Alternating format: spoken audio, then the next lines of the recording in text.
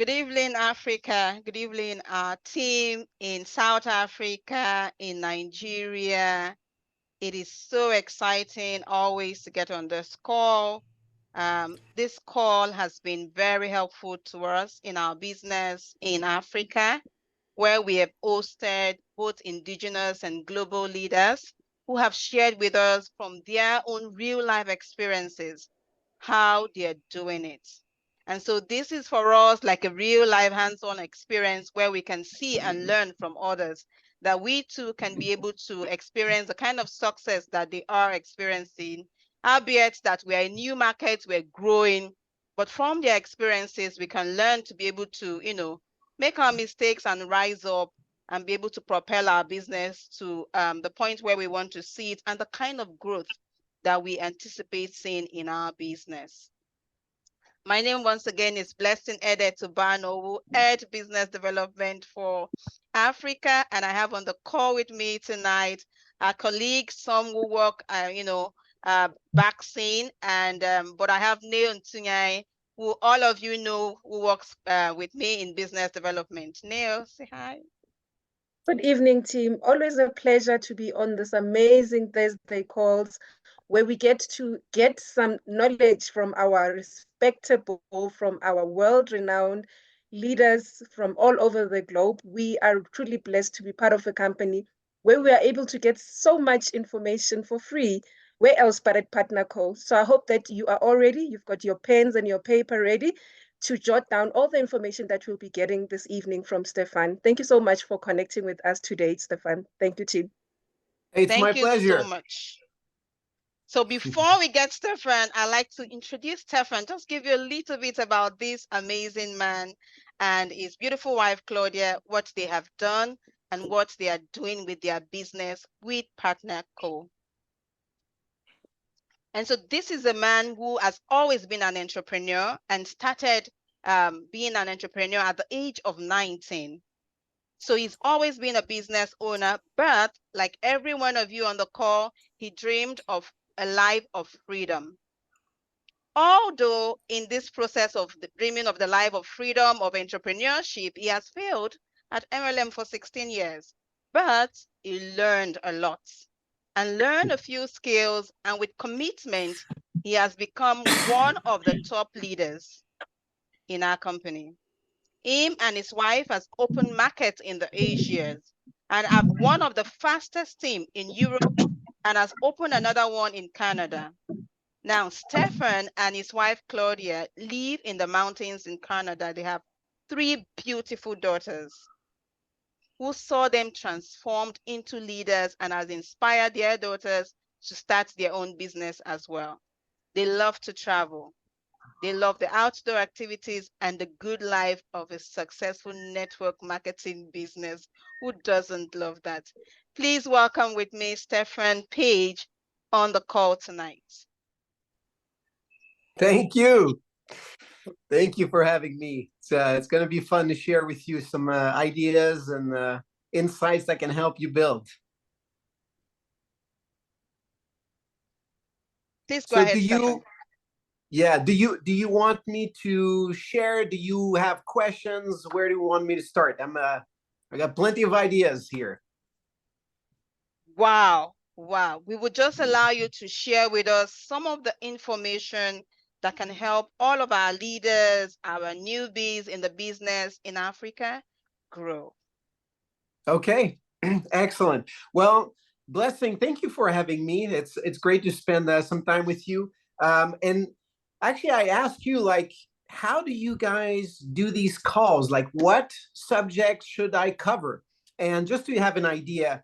And usually, most of the time, I don't, prepare. I just go and share what I have. But you gave me some guidelines, and one of them was you wanted me to share what inspired me to join this industry. So is it good if I start there? Awesome. Perfectly, sir. Okay. All right. Excellent. So first of all, yes, 19 years old. I've been, I started this journey in this network marketing profession. I didn't have the preconceived notion that some people have about the business, that, oh, it's a pyramid thing or, things like that. So for me, I discovered this business kind of it was kind of weird. Here's what happened. First, my father was in Amway back in the 70s. And he had at the time the book of the month, the tape of the week, was all about personal growth.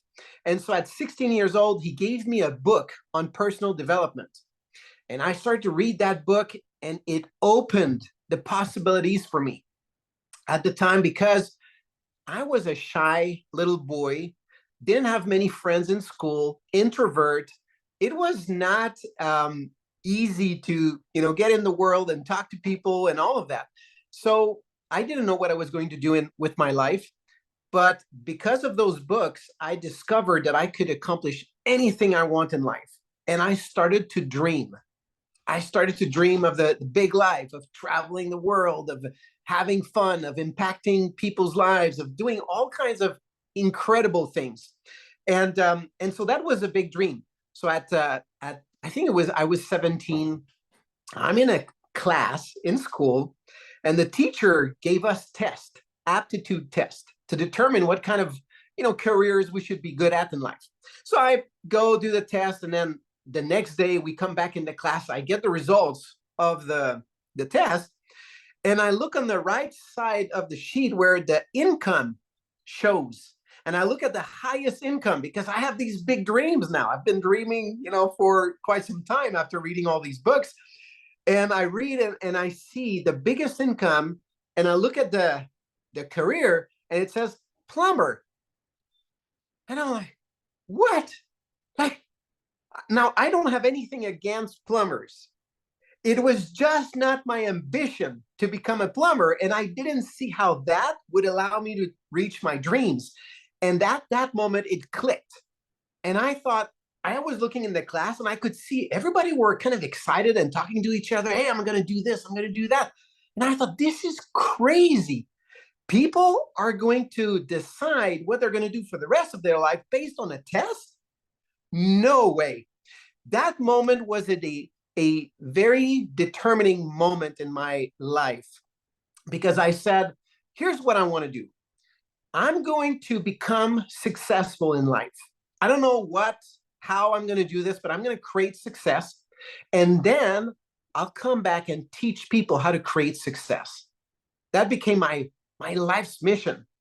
Now, fast forward a couple of years later, I'm walking in the kitchen. I pass behind my father. He's sitting with two of my siblings at the table, and he's drawing circles. And he's explaining, if you help enough other people, you're going to create success for yourself and all of that. And I thought, what is this? Like, what is this concept?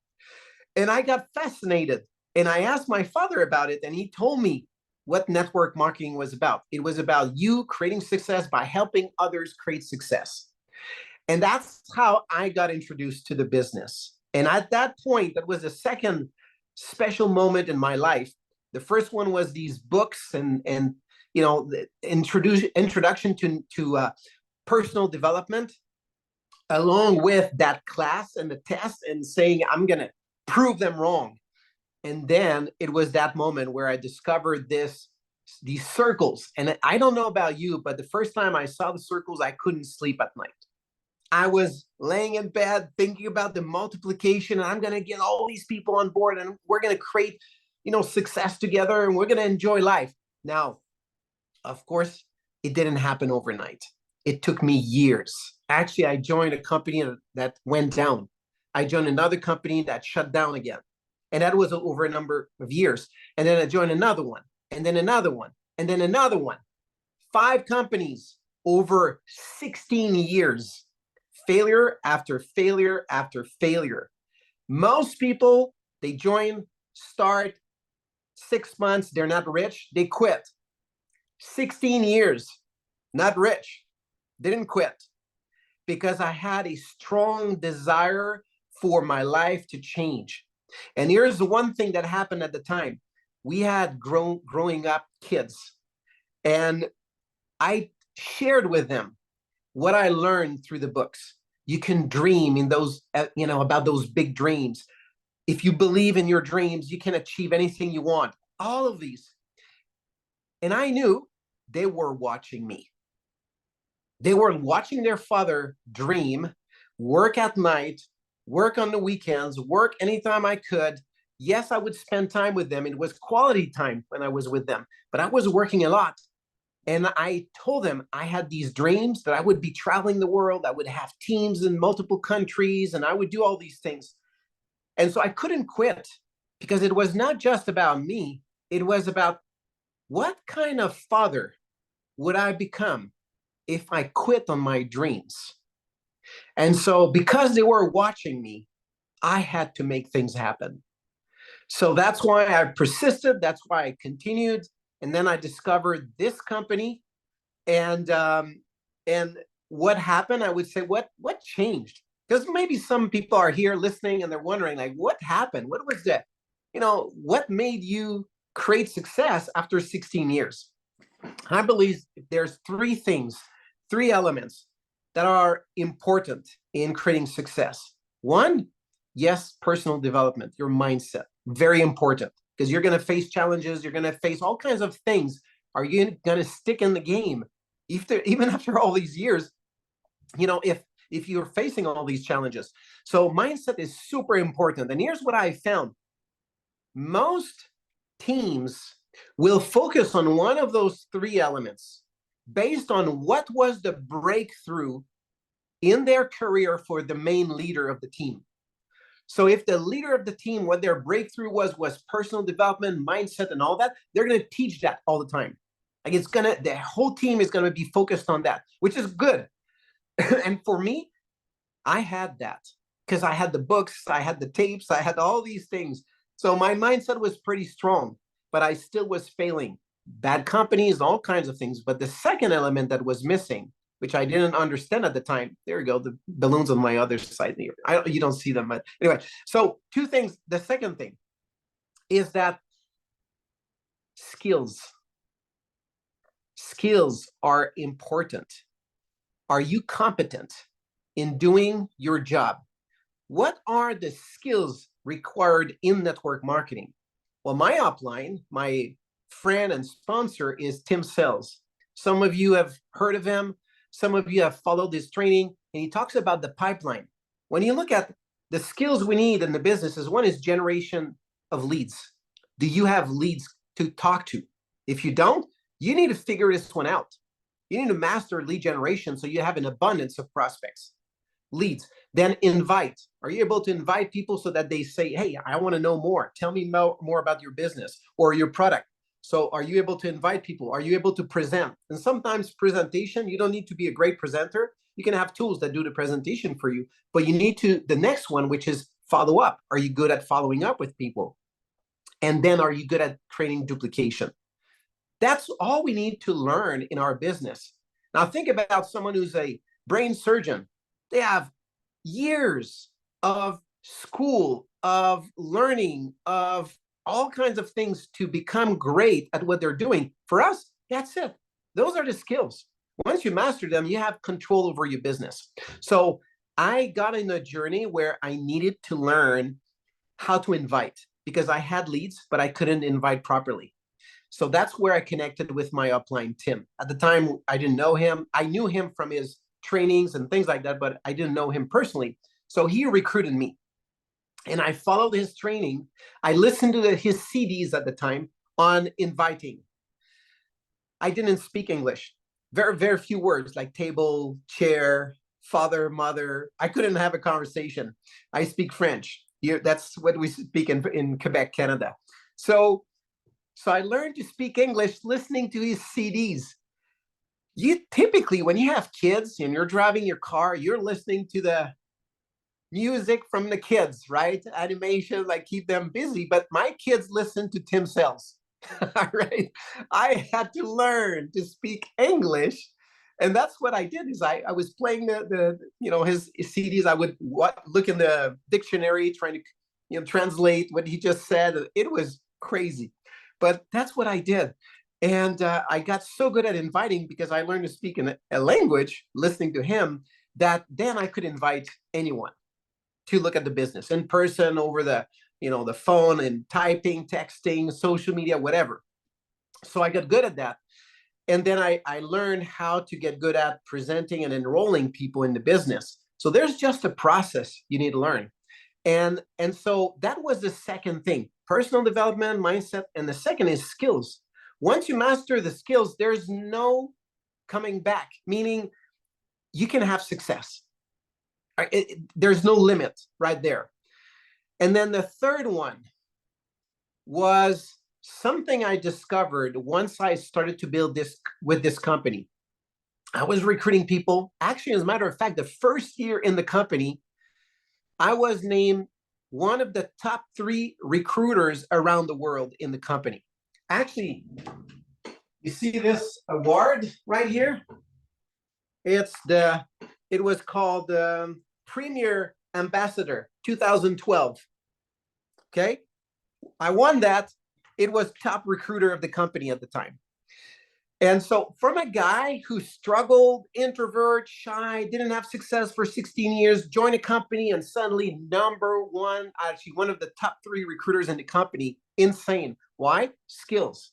Okay. But the second thing that happened after I was able to recruit tons of people, nobody or most people wouldn't duplicate.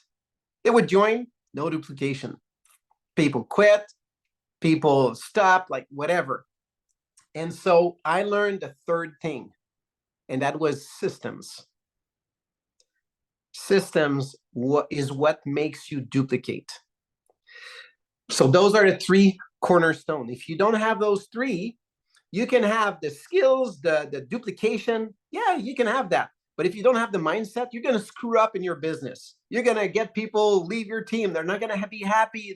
You're going to face challenges. You're not going to be able to handle them. All right. So you need the mindset. You need the skills so that you're doing it right. And the third one is, of course, systems so that you can have a team that duplicates. So that's what happened. Okay. I just wanted to share with you guys those 3 things because you need to evaluate where you are currently in the business, what's happening, and what is missing. Where do you need help? And invest the time to learn that part because it's going to pay off. I'm telling you. Today, we have teams that surpass, like since we joined that company to now, our team grew to over 100,000 people. They're not all active, by the way. I wish they would all be active. But 100,000 people join our team. Actually, a little bit more than that, but I'll share with you why more and what happened.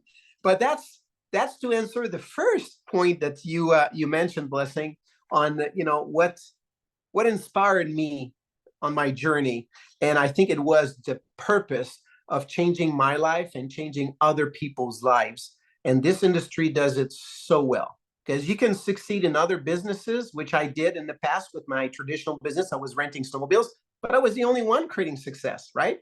My customers would come, they would be happy, go back home with great pictures, snowmobile trips was fun, but that's it. I didn't have a huge impact in their lives. But network marketing changes people's lives. So for me, that's huge, the impact you can have. So is it okay? Do I just continue with this? It's good? All right. Okay, the second point you brought, Blessing, is what do you consider as the core values that can lead teams to success? Okay, so I was, thinking about that, like, what are core values? And it's kind of a term that, like, what are values? Like, how do you define that? And I, start to search, start to list, what are different values? And I just came up with just a few because I could go on probably for hours just on this subject. But one is trust, especially in network marketing and in anything we do. But in network marketing, trust is so important because you lead teams and they're going to be facing challenges. They need to have trust in you. You can't be taking people from your downline. You can't be like cross recruiting. You can't be like, you have to be someone that people can trust. That's one important thing in building big teams. Number 2, I think fun. And they're not in order of importance. I'm just throwing a few out there. Fun. This business is not easy. Probably like most everything we do. But the thing with this business, what's particular, is it's based on personal performance and willingness to do things. If you get a job tomorrow and you don't show up, you don't get a paycheck at the end of the week. You better show up. That's it. Okay, that's it. But in this business, if you don't do the work today, you don't feel like it, nothing happens. Nothing's going to change. Just like working out at the gym, right? You wake up in the morning, you feel, oh, I don't want to work out. Even if I don't go, it's not going to change the overall year picture. So you don't do it. But we know that it's the cumulative effort that builds something eventually big. And so that's why, for me, just the fact that it requires grit, it requires you to be out there, push and make things happen. So then it takes someone very special. And so there's going to be challenges. You're going to face all kinds of things. So fun needs to be part of the culture. Because if you don't have fun, I mean, it's going to be boring. You're going to quit. You got to have fun. So for me, that's part of this. And that's why when we go on, trips, conventions, things like that with our teams, we try to incorporate some activities, some time together. We try to have fun. All right. So that's one thing. And just to give you an example, one of the events we did here in Quebec when we launched is we organized a meeting, but instead of being in a hotel room, it was in a spa by the river. And so people would come a few hours earlier, enjoy the spa, go in the nature, have fun. Then we go to the meeting in a little room in that spa. That's where we did it. So it was just combining fun with our business. Second, the third one is simplicity. It needs to be simple. You need to have, because it's so easy to complicate things. I remember at the beginning, I told you that skills was important.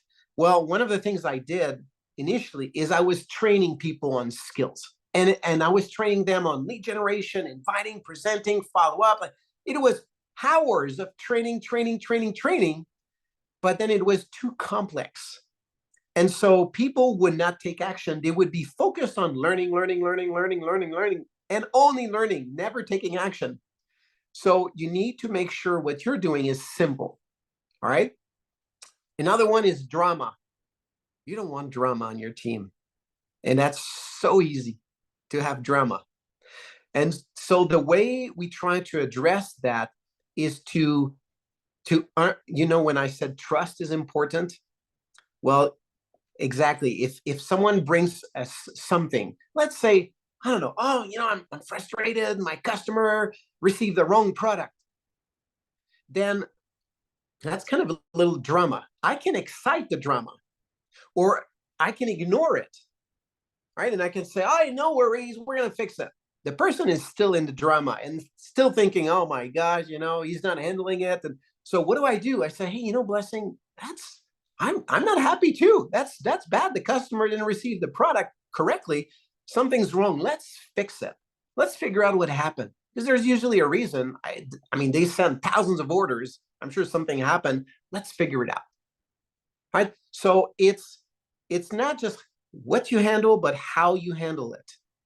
And even with your teams, there's sometimes someone talking in the back of someone else. You don't accept that. What you need to do is bring the two together, like solve things quick, because otherwise that's going to deteriorate, right? So you don't want drama. So that's one of the values we try to have on our team. I'm not saying it doesn't happen. It does happen, but we need to handle it properly. So drama. And the last one I mentioned here, I wrote is recognition.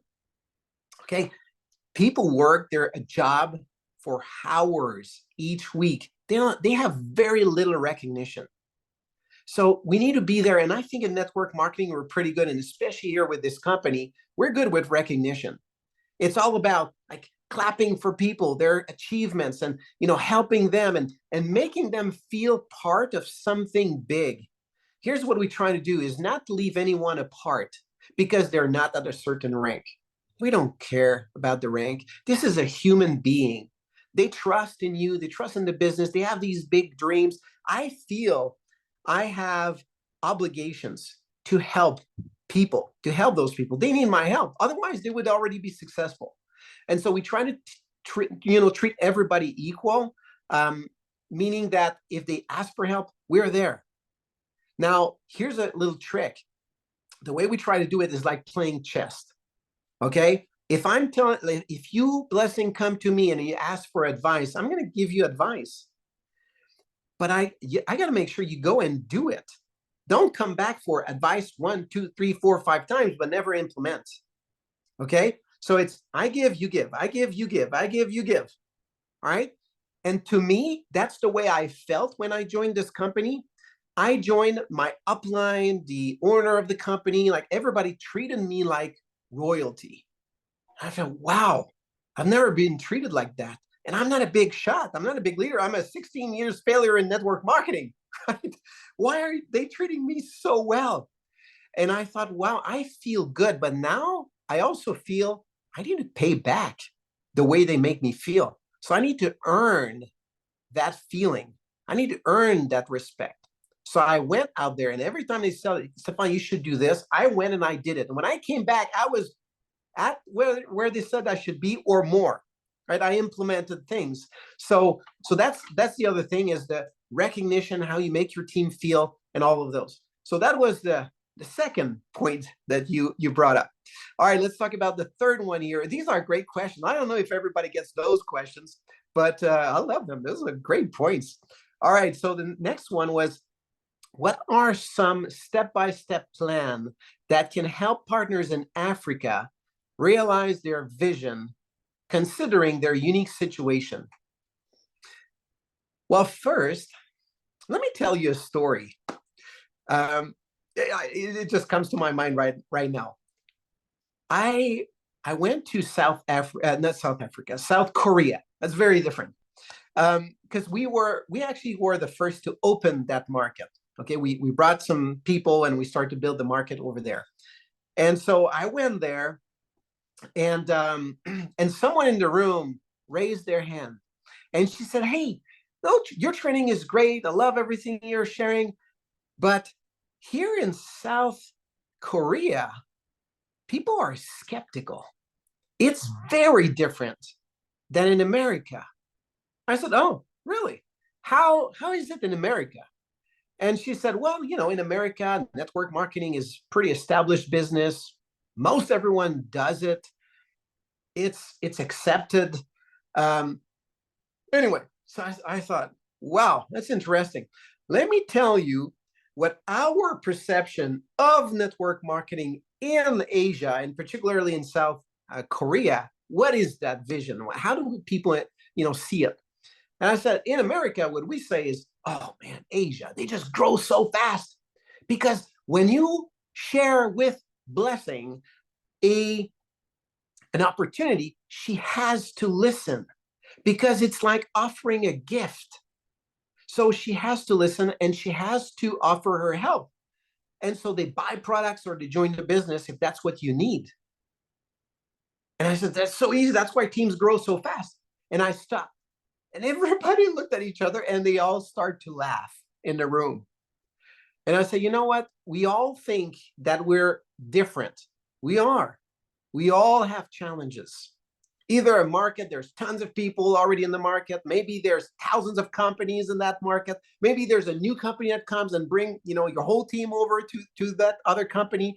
Maybe there's challenges of price. When I joined the company here 13 years ago, the products were not yet in Canada, but we were able to join and buy them.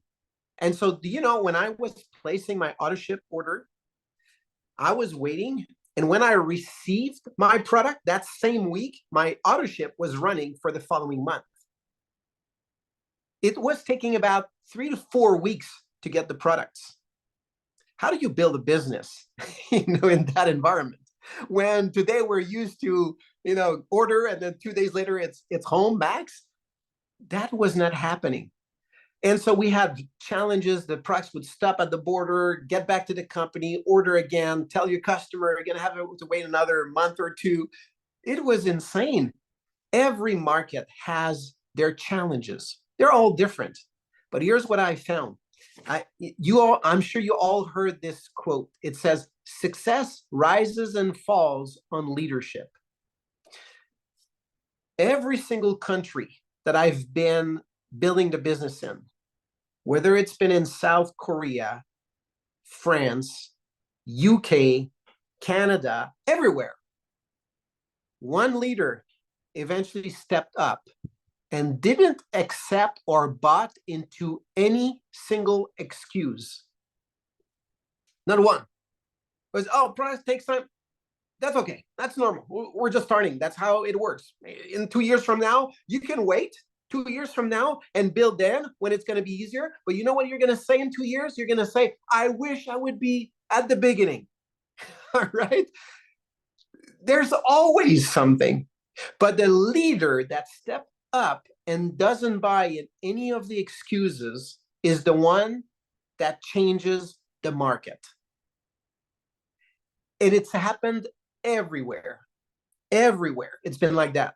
France, I remember we were the first person to recruit someone in France, the first French person. That person joined. We started to build. No French material. So we translated, not the company, we translated the material. We were doing webinars, we were doing all kinds of things. But there, like, people were joining, but they were saying, oh, French people are different. It's not easy here. They're skeptical. We kept building. And you know what happened? Someone else from another team, not ours, even though we were the first in France, someone else in another team joined the company, blew up.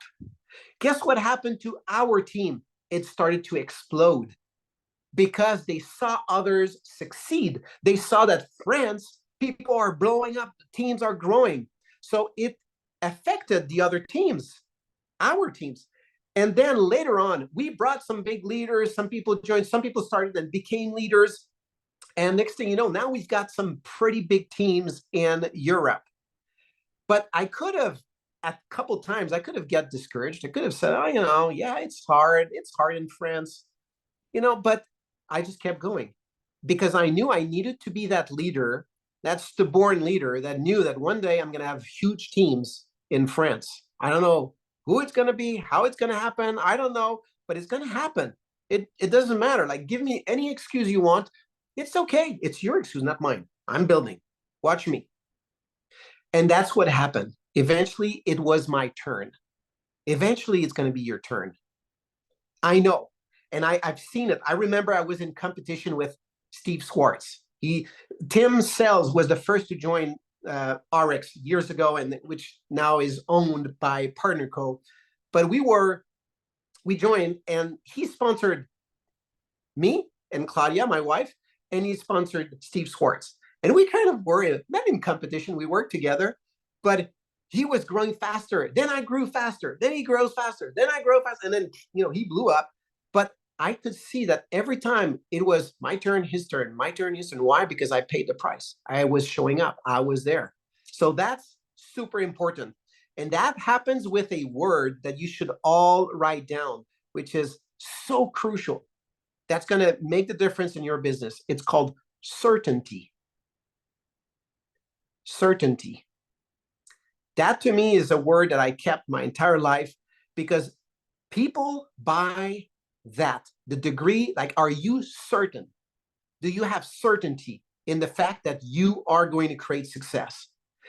People buy that. They're going to buy that. If you have doubts, hesitations, they are going to buy that too. But your level of that certainty, I mean, there's no level in certainty. It's just you're certain. It's a done deal. That translates, that shows up. And so you need to have that and convey that. All right? No matter the challenge. Yeah. And the second thing, right? Because there's that mindset we just talked about that is important in building huge teams in South Africa and Nigeria and all the everywhere, anywhere. It's not just that country, those different countries, but it's around the world.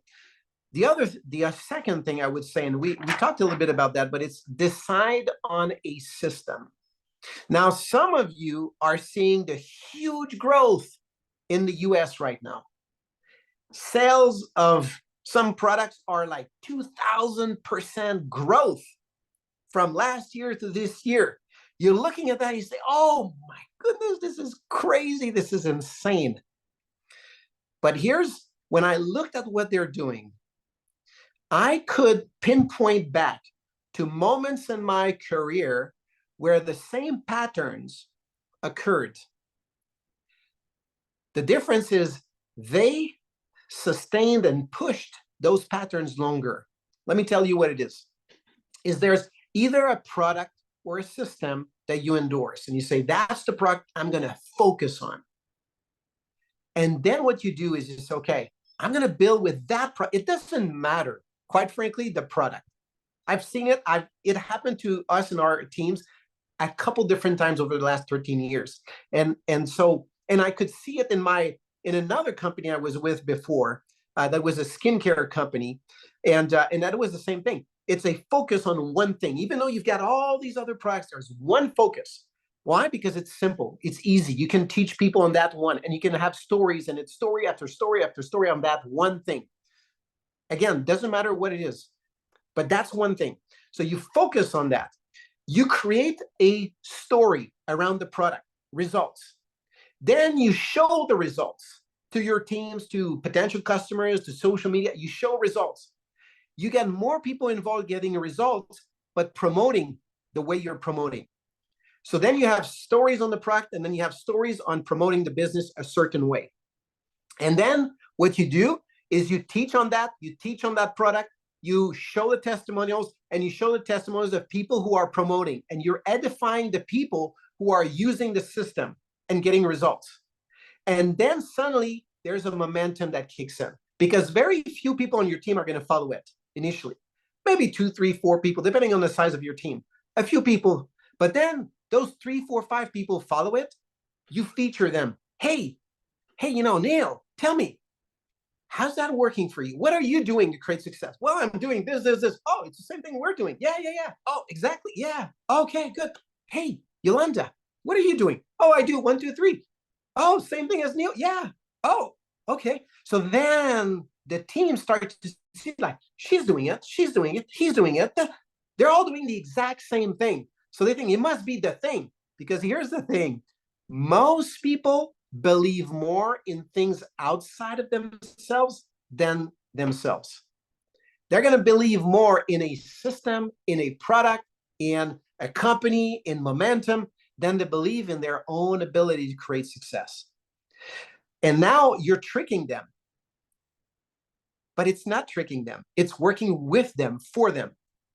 You're putting the system on the forefront, as if what's creating the success for Neo and Yolanda and everybody else is because they're doing this.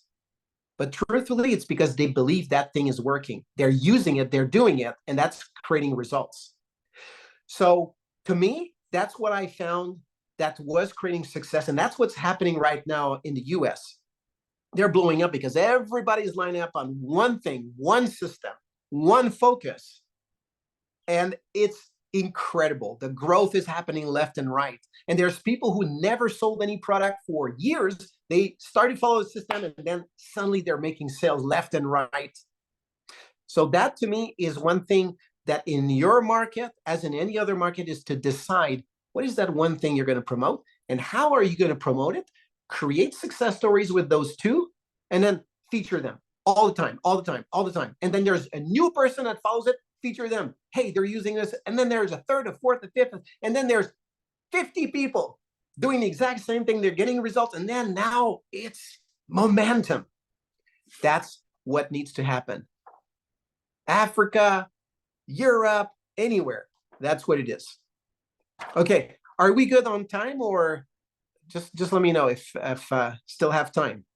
We're good on time, Stephan.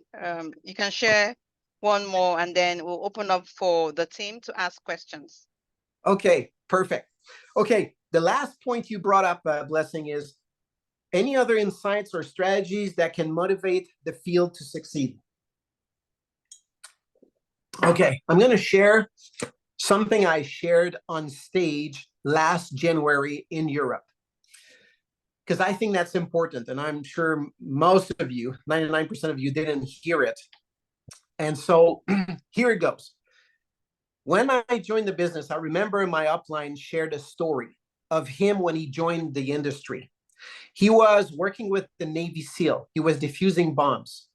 And so he was you can imagine when he gets off work, he's not yet back home. He's wearing these gears with grenades and guns and everything. Okay, he's pretty well equipped. That's not a guy you're going to mess with.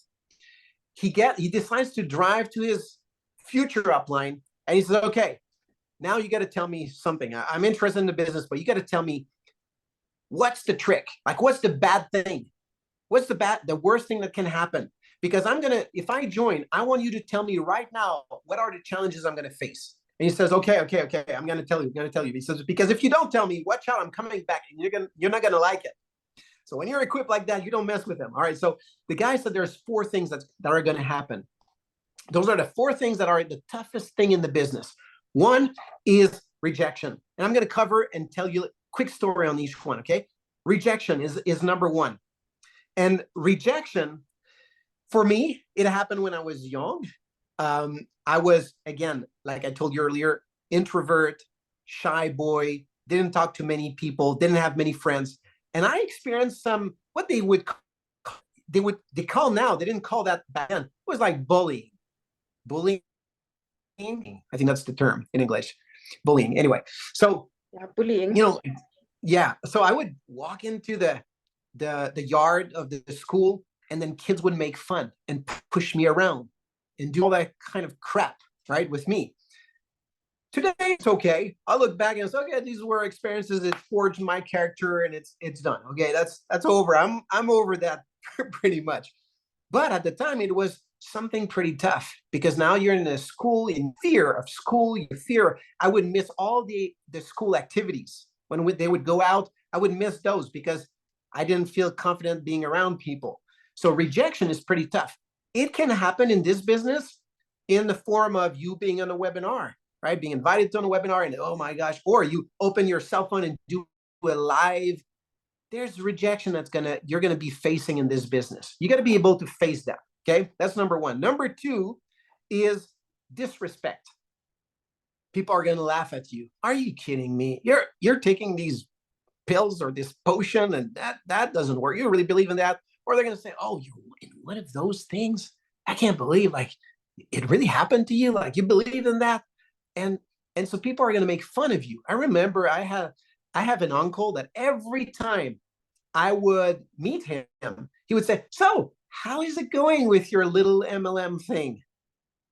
And he would say it because every time he asked me the question, I would say, oh, it's going great.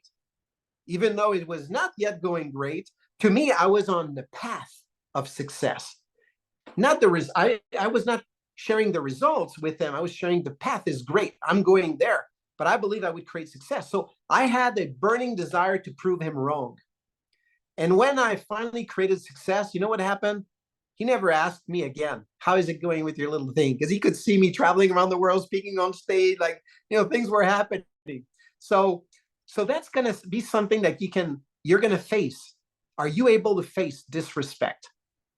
And if you hang around people like all of us here, often you're going to start to believe that this thing can really happen. Okay. Number 3 is attrition. You're going to lose people. People are going to quit. Here's what happened.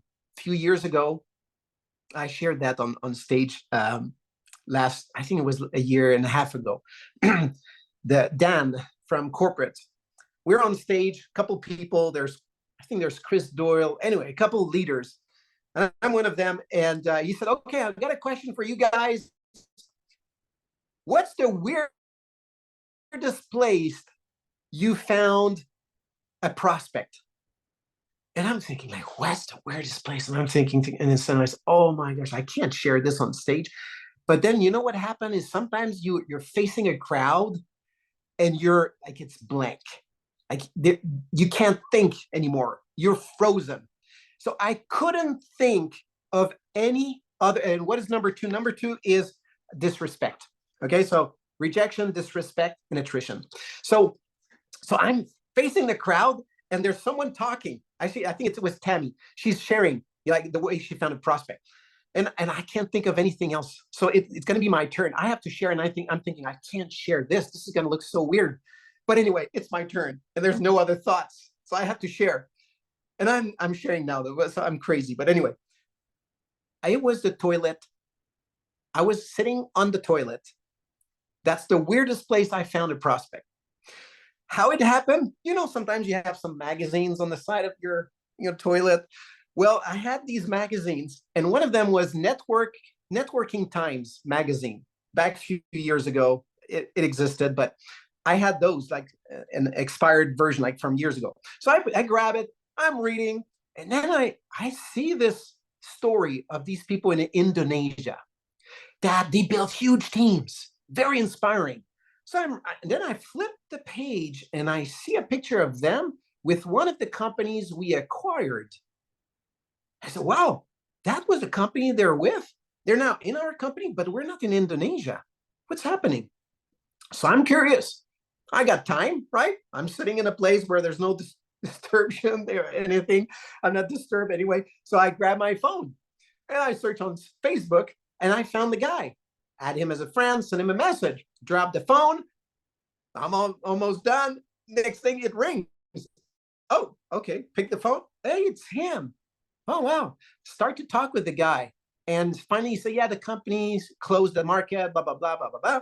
And he said, you guys should come over to our country and open our country. I said, well, we're not going to open the market. We got so much going on. I said, but the only thing we could do is if you have a company in that country that we could open, that we could acquire, we might bring them over and build the market. And so, like, days, weeks passed by. We're talking back and forth. And you know what happened? We brought a company called Shannon. Some of you may have been around for some time that you heard of that company, Shannon in Indonesia. We are the ones, Claudia and I, that brought this company over. They were doing $28 million in sales. So we merged the company and we inherited the entire company's downline. That's 400,000 people in our downline that we saw show up there. Can you imagine 400,000 people? That's huge. Now, it just happened at the time where the company was in transitions and things happened. And so we saw the organization come. A few weeks it was there. It was huge. It was insane. That the volume was, anyway, crazy. But then that deal didn't work out. It just shut down. And we lost 400,000 downline members. Wow, almost 500,000 people in your team that evaporates. So when someone says, hey, Stephane, I'm just discouraged. I'm quitting. I've got a team member. I thought she would be great, and she decided to quit. I said, oh, how many people does she have on her team? And he says, none. It's just her.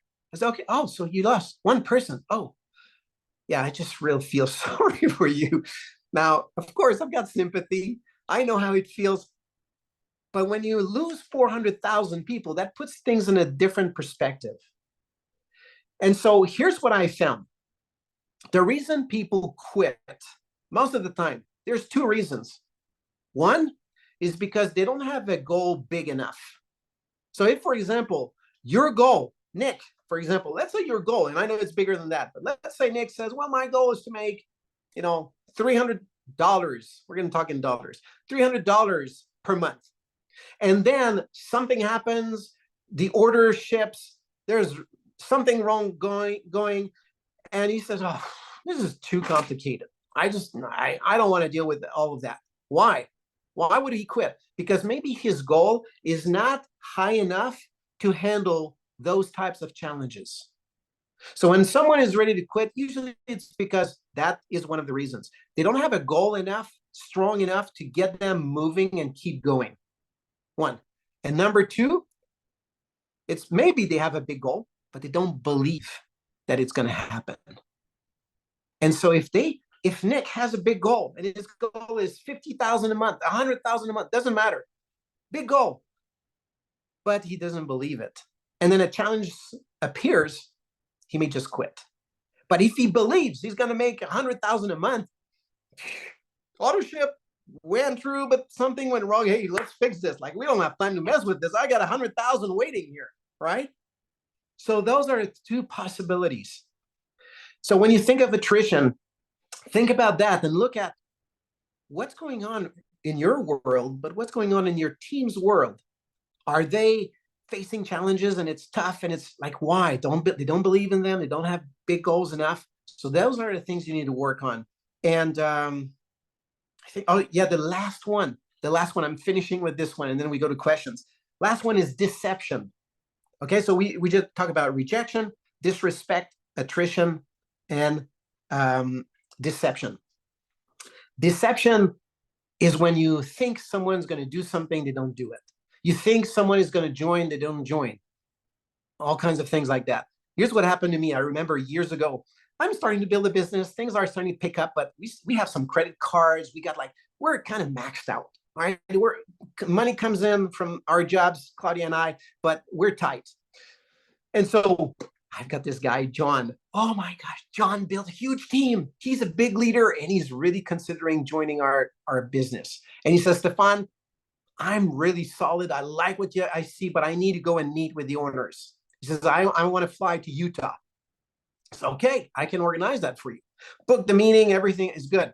I call my upline. He lives in Utah. I say, hey, Tim, tell me, can you be there at that event? Blah, blah, blah.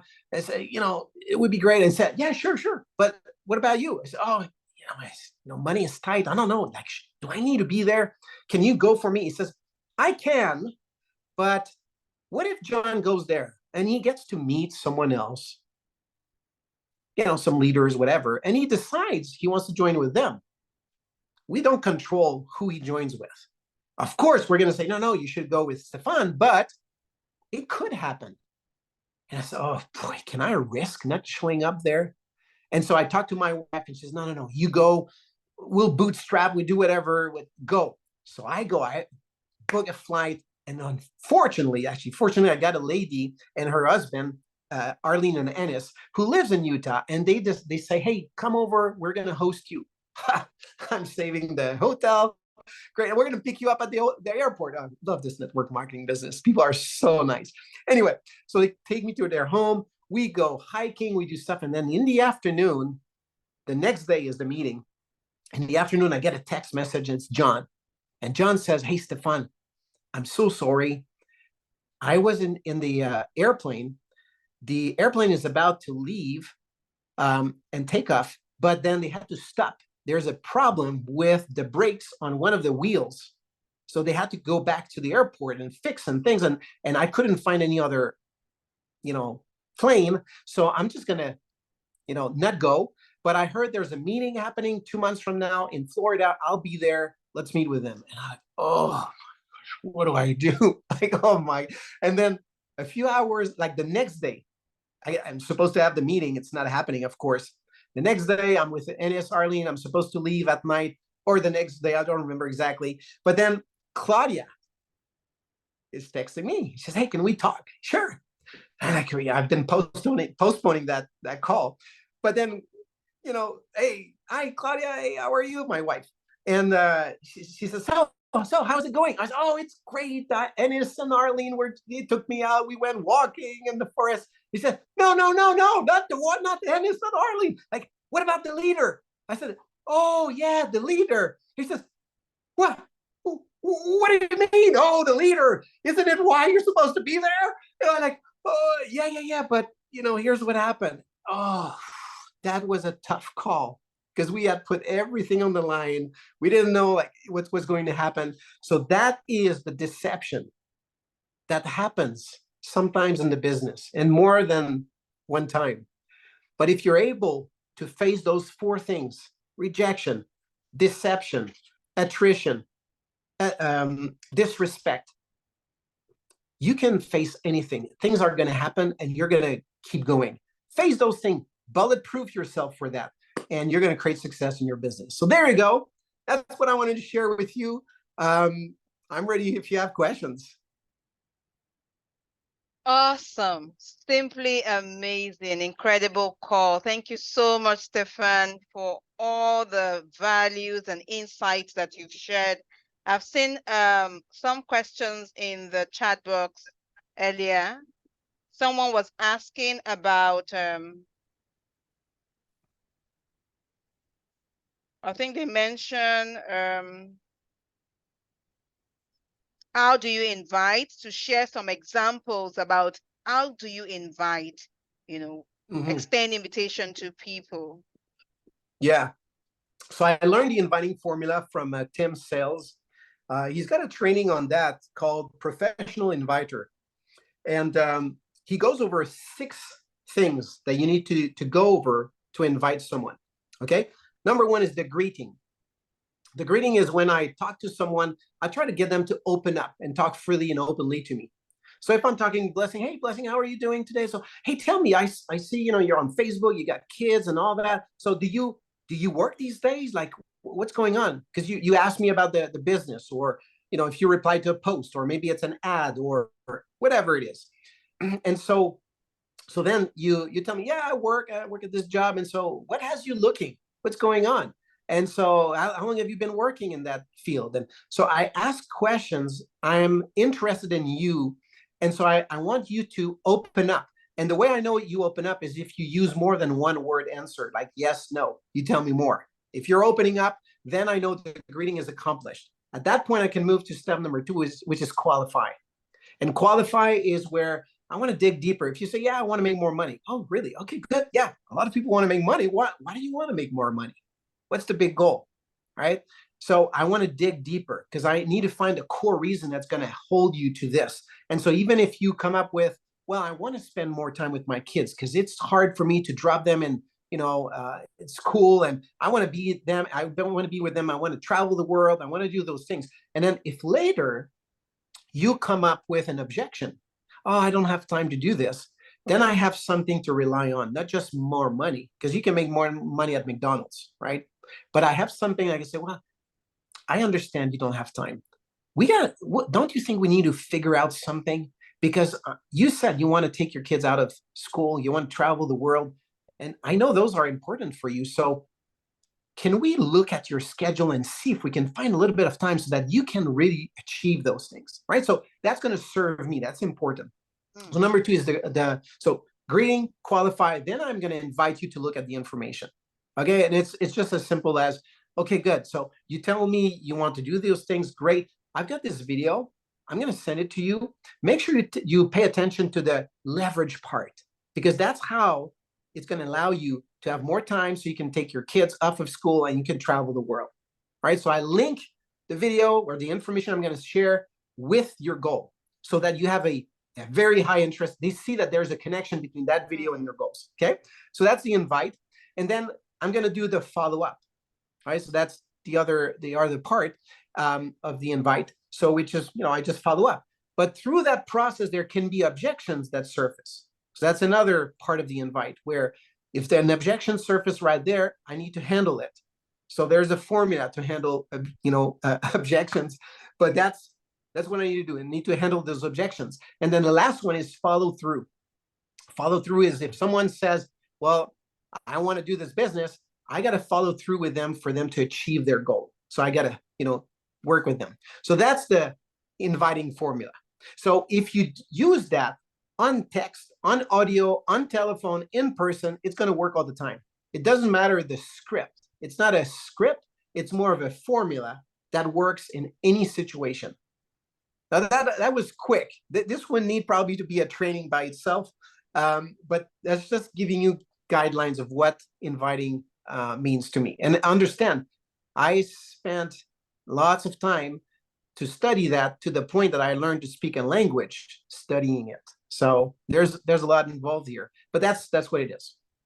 Thank you so much, Stephan. Thank you. Any other questions in the chat box? No, can you fish out any? I've checked. No, I went through the chat box, Blessing. I couldn't pick up any other question except for the questions that were related to orders to countries that we are not yet opened in. Oh, okay. So okay. I don't think those are relevant to Stephan, but I also see that Lizelle has her hand up. We can maybe allow her to open herself up and ask the question. Yeah, and I also see a last question that just came up, which is about the system, like system worthwhile learning more about.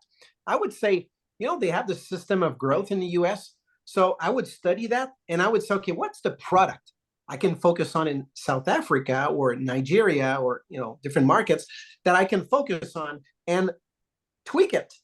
Like take that system of growth and just tweak it for that product. specifically. That's it. You got a model that works. Just repeat it. That's it. That's what I would do. That would be a great system to pick on. So they have the system, the boards app.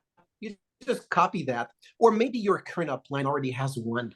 Right? So don't even look for something else. Just focus on them, on what they're doing, apply it, use that, like team up, and that's what's going to work. And then you'll see with, let's say it's the system of growth, for example, then you study it, but then you look at what webinars and support they have in place, implement that. Like just do those things. That's it. Awesome. Lisa. Absolutely. One of our partner council member, Andrew, always says that don't try and change the system. The system is already there, created. You just need to copy and paste, to your point, Stefan. Thank you so true. much. So true. We don't need to reinvent the wheel. That's why I said go for that system, but you probably already have one. All right. So True. now what we need to do is to make sure that there's 2, 3, 4, 5 people following it, getting results. Then you feature them. Then you get more people on board, feature them. And so it's going to pick up. And eventually it just blows up. Awesome. Finally, Lizelle.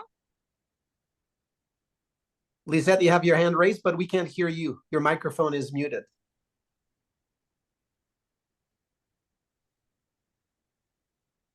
Can you hear me now? Yes. Okay. Hello, Good Lisette. evening. Good Hello. evening. Good evening, everybody. Thank you, Partner Council Blessing, and our guest, honorable guest, for the opportunity. You did run a bit fast through everything, but thank God for the recording, because one can always go back and go make notes and add. I'm sorry But, for my accent. No, I don't have an exotic accent like you guys in Africa. Sorry. No, that's fine. So my question is around the what's interesting, what you mentioned was you end up coaching your team, your leadership style of what it is that the company that you gravitate towards. So in the beginning, for me, obviously, I was desperate, so it was health. And then in my growth and being intentional, I managed to get my health under order. And then all of a sudden, because I stay plugged in, it became the personal development for me, which is now scary for me because it is almost like it is taking over everything.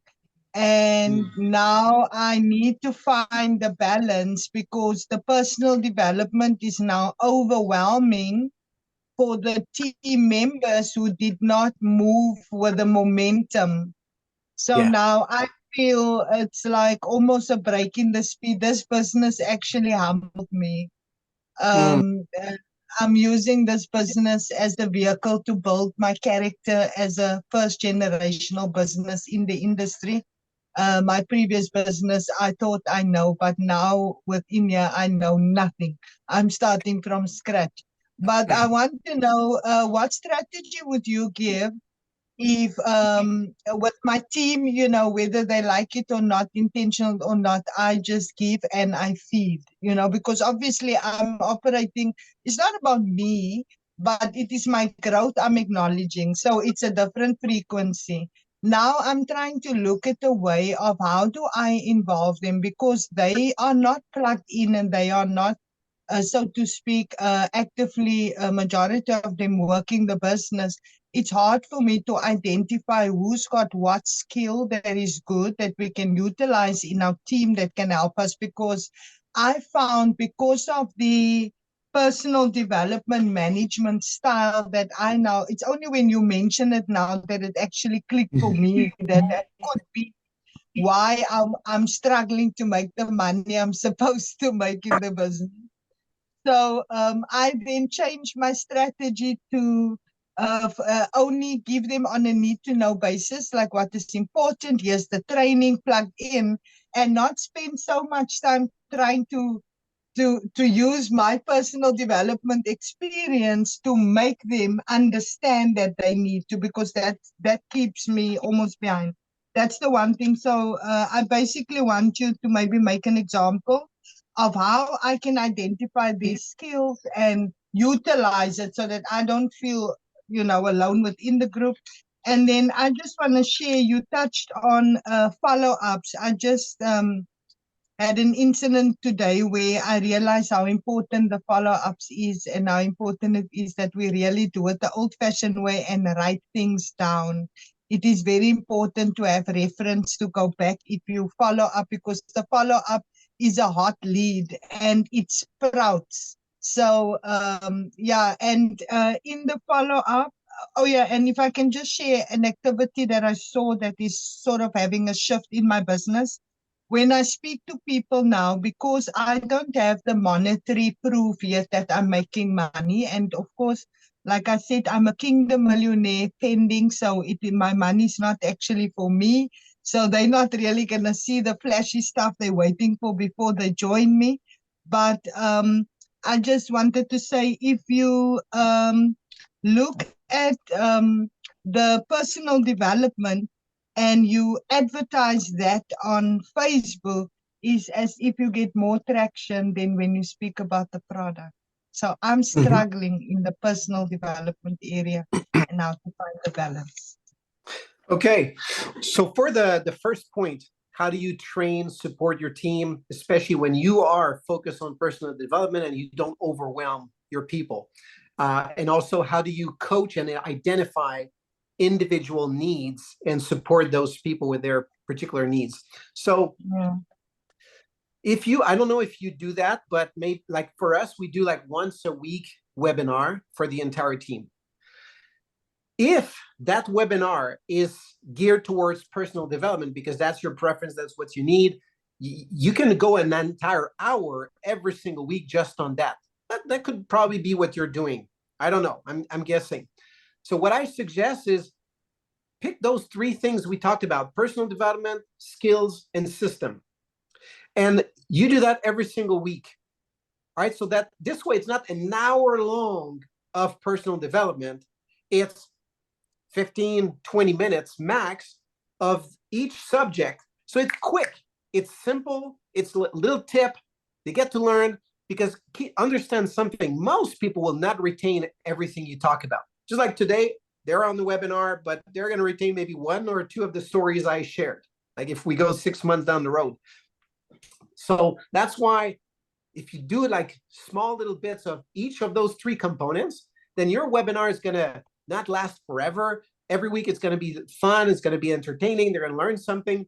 But then what you do is you can feature people who are growing in personal development, what they learned. Same thing on the skills. What are specific skills of inviting or generating leads, or things like that. And the system is who's using the system, what are the results are you getting, and just refining, making sure they follow it. So if you do that every week, then it's not going to be overwhelming on just one subject. Now, here's what's going to happen if you want to train specific people, is people who follow that webinar and they go into action.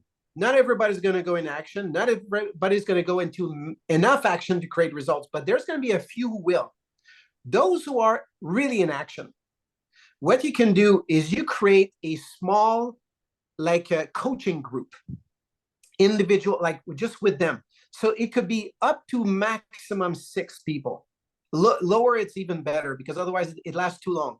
But maximum 6 people. These are your, and you can have 1, 2, 3, or 4 of those each week, not with the same people, but with different groups, okay, depending on the size of your team.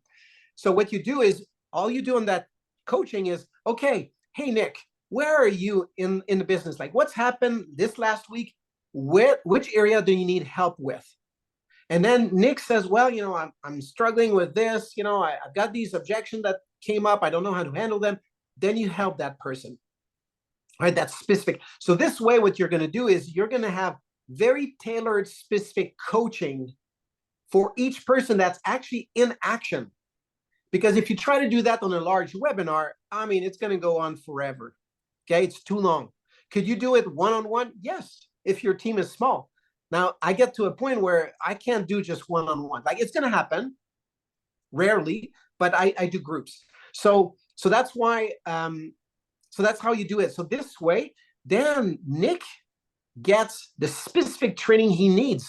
So then the following week when he comes back, he says, oh man, yeah, that's great. That helped me. I got those 2 people that came up with these objections.